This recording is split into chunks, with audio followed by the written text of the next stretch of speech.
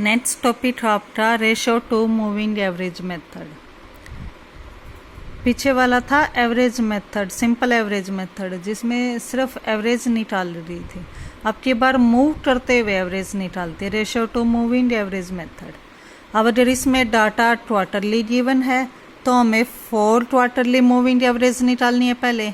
अगर डाटा इसमें monthly given है तो हमें 12 मंथली मूविंग एवरेज निकालनी है। उसके बाद हम निकाल लेंगे ratio two moving average. Ratio two moving average कैसे निकालेंगे? ओरिजिनल वैल्यू जो हमें गिवन होगी और एक मूविंग एवरेज से जो वैल्यू निकालेंगे O बाई टी मल्टीप्लाई 100। यहाँ O क्या है? ओरिजिनल वैल्यू, T क्या है? जो मूविंग एवरेज से निकलेगी। उसके बाद हम जो निकालेंगे वो आएगा सीजनल इंडेक्स। मेथड वही है, quarterly average upon general average multiply 100। General average तो क्या आएगी? एवरेज की एवरेज होगी। और क्वार्टरली एवरेज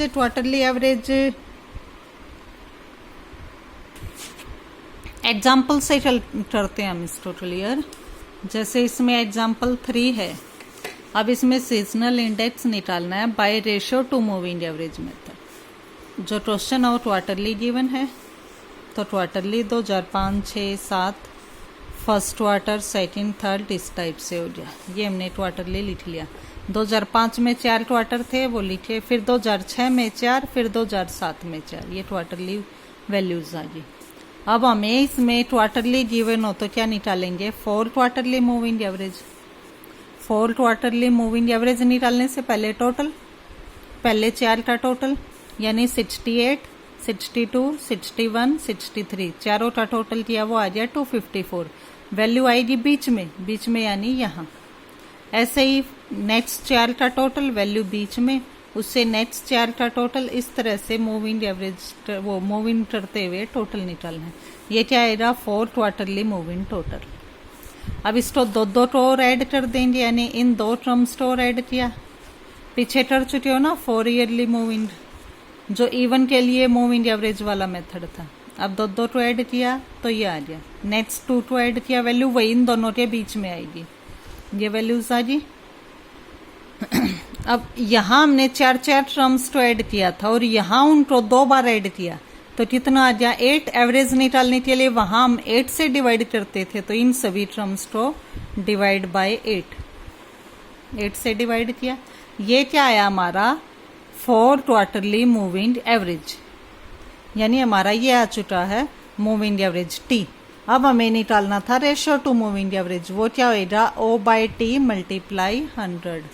तो O by T multiply 100। O original value, T जो भी वैल्यू आई है ट्रेड वैल्यू, मल्टीप्लाई 100। देखो अब ट्रेड वैल्यू हमारी फर्स्ट 2 में तो कुछ आई नहीं, तो वो डैश आ जाएगा।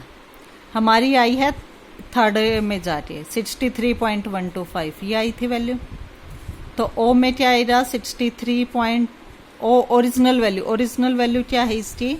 61 upon 63.125 multiply 100।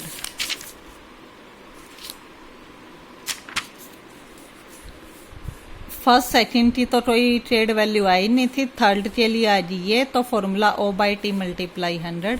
Next 63 by 62.25 multiply 100, ये वैल्यूज आ जाएंगी। ये हमारी आई है अभी रेशो टू मूविंग एवरेज। 2005, 6 और ऐसे ही 7 के लिए, नीचे वाले का भी ऐसे ही डैश आएगा। अब सीजनल इंडेक्स निकालने के लिए देखो 2005, 6, 7 4 quarter, first, second, third, fourth. अब पहले गए 2005 में, 2005 में जाओ। 2005 में जो रेशो टू मूविंग एवरेज आया है वो देखो। 2005 का क्या क्या है?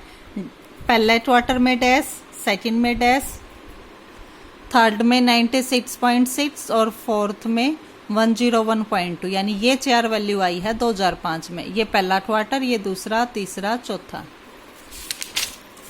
2005 पहला, दूसरा डैश, तीसरा 96.6, चौथा 108.2। अब बात आई 2006 की। 2006 में वाले में जाओ।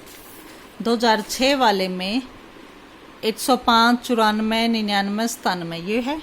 तो 2006 वाले में 105, 94, 99, 97 अब बात आई 2007 की। 2007 में जाओ, 107 97 डैश डैश, तो 107 97 डैश डैश। ऊपर वाली 3 लाइन तो सिंपल ये मूव इन वाली लाइनें लिखी हैं। ओ बाय टी मल्टीप्लाई 100 की जो वैल्यूज आई है ratio two move in average वो लिखी। क्लियर। अब ये 2 टर्म है, दोनों का टोटल कर दिया, इन सभी टर्म्स का टोटल किया तो ये आ गया 212, 192, 195, 198। ये क्लियर है। एवरेज निकालनी होती थी, 2 का सम है तो डिवाइड बाय 2। 212.4 डिवाइड बाय 2 106.2 आ गया। इसको 2 से डिवाइड करो 96 आ गया। इसको 2 से करो, इसको 2 से करो, ये हमारा एवरेज आ गया। एवरेज वाली लाइन क्लियर। ये 4 हमारी एवरेज आई है जिनको मैंने मार्क किया हुआ है। अब जनरल एवरेज क्या आती थी, एवरेज ऑफ एवरेज, तो ये 4 टर्म्स है, चारों का सम डिवाइड बाय 4, ये आएगी वैल्यूज। यहाँ तक क्लियर है। अभी सीजनल इंडेक्स वाली लाइन को स्किप करो, उससे ऊपर वाली लाइन जो एवरेज की थी 106.2, 96, 97, 99, इन चारों का सम डिवाइड बाय 4, ये आएगी जनरल एवरेज। अब हम सीजनल इंडेक्स निकाल लेंगे, फिर यहाँ आंसर पुट करेंगे। ये इन्होंने डायरेक्ट पुट कर रखे। फर्स्ट क्वार्टर का क्या आएगा, एवरेज, जो क्वार्टर की एवरेज आई है, quarter average divide by general average. Quarter average कितनी है 106.2 divide by 99.825 multiply 100। Second quarter की निकालेंगे तो average 96 by 99 multiply 100। Third quarter में जाए तो 97 बाय 99 मल्टीप्लाई 100। फोर्थ में ऐसे ही 99 डिवाइड बाय दिस मल्टीप्लाई 100। जो ये वैल्यूज आई हैं, फर्स्ट की कितनी आई 106.4, ये वैल्यू आई है अब हमारी सीजनल इंडेक्स। सेकेंड क्वार्टर की 96.2, ये आई है सीजनल इंडेक्स। थर्ड की 98, फोर्थ की 99.5, तो थर्ड की 98 ये। क्लियर है। अब इसका अगर हम ओवरव्यू लें तो 2005, 6, 7 क्वार्टरली वैल्यूज गिवन थी, ये वैल्यूज थी। अब इसमें क्वार्टरली गिवन है और मूविंग एवरेज से निकालना तो 4 क्वार्टरली वाला मेथड लगेगा। 4 का सम, 4 का सम, नेक्स्ट 4 का सम करके लिखेंगे। 2 बार सम किया तो ये 8 बार वैल्यूज ऐड हुई हैं। 4 बार यहाँ और 4 बार यहाँ ऐड थी, उनको 2 बार ऐड किया तो 8 बार, तो डिवाइड बाय 8 कर दिया। ये आ गया 4 क्वार्टरली मूविंग एवरेज। ये तो पीछे वाला ही मेथड है जो पिछली टाइम सीरीज में आप कर चुके हो। उसके बाद रेशियो टू मूविंग एवरेज निकालनी थी, वो होती है ओ बाय टी मल्टीप्लाई 100। ओ ओरिजिनल वैल्यू जो निकाली थी आपने, वो डिवाइड बाय टी, ये वैल्यूज मल्टीप्लाई 100, ये आ गई रेशियो टू मूविंग एवरेज। इस रेशियो टू मूविंग एवरेज को हमने इस टेबल की फॉर्म में लिख दिया। टोटल किया, एवरेज निकाल ली, 2 टर्म्स का टोटल हो रहा था तो डिवाइड बाय 2 करके ये मार्क वाले वैल्यूज आ गए। ये आई है क्वार्टरली एवरेज। अब निकालनी होती थी जनरल एवरेज, वो क्या होता था क्वार्टरली एवरेज का सम डिवाइड बाय 4, ये आ गई वैल्यू। फिर सीजनल इंडेक्स फर्स्ट क्वार्टर का निकालना हो तो average divide by general average multiply 100। ऐसे ही सेकंड, थर्ड, फोर्थ का, तो ये आ गई वैल्यूज। क्लियर है। ऐसे ही आपका ये एग्जाम्पल 4 है।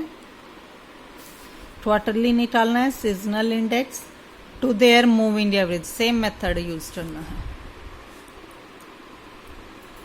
हो जाएगा।